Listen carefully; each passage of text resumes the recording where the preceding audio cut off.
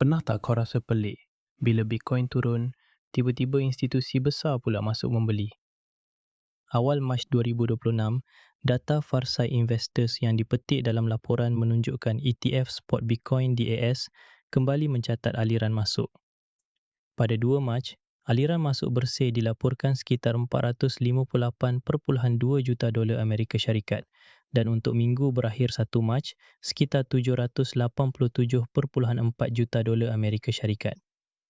Dalam bahasa mudah, bila institusi pilih ETF, mereka masuk ikut saluran yang lebih rasmi dan mudah diaudit. Ini bukan jaminan harga akan terus naik, tapi ia petunjuk sentimen. Ada pihak besar yang sanggup kumpul ketika pasaran masih ragu-ragu. Kenapa ini relevan untuk orang Malaysia? Sebab ramai antara kita tengok kripto macam perlumbaan, takut ketinggalan bila orang lain post profit. Tapi institusi biasanya main permainan berbeza. Mereka masuk sedikit demi sedikit, ukur risiko dan fokus jangka masa lebih panjang.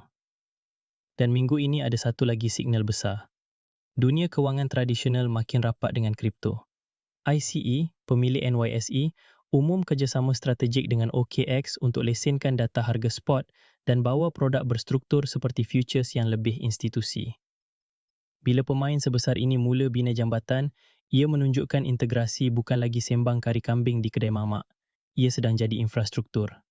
Dalam masa sama, Revolut pula difahamkan memfailkan permohonan piagam Bank Nasional DAS dan lantik CEO untuk operasi Amerika. Kalau diluluskan, ini boleh beri akses terus kepada rangkaian pembayaran seperti FedWire dan ACH. Untuk kita di Malaysia, mesejnya mudah. Fintech global sedang bergerak ke arah patuh regulasi, bukan sekadar aplikasi transfer duit. Dari sudut pelabur runcit, ini penting sebab ia ubah cara pasaran berkembang. Lebih banyak produk, lebih banyak pemain institusi, tapi juga lebih banyak risiko salah faham. Jangan keliru antara berita besar dengan signal all-in.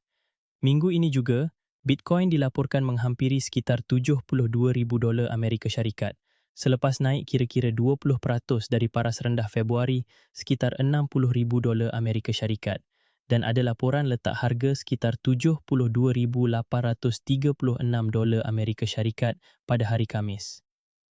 Bila Bitcoin kuat, altcoin kadang-kadang ikut bergerak, tapi ia boleh jatuh semula bila pasaran jadi risk off. Jadi apa langkah praktikal? Pertama, anggap data ETF dan berita institusi sebagai kompas, bukan lampu hijau. Kedua, kalau nak terlibat, mula kecil. Jumlah yang kau sanggup tengok turun tanpa panik.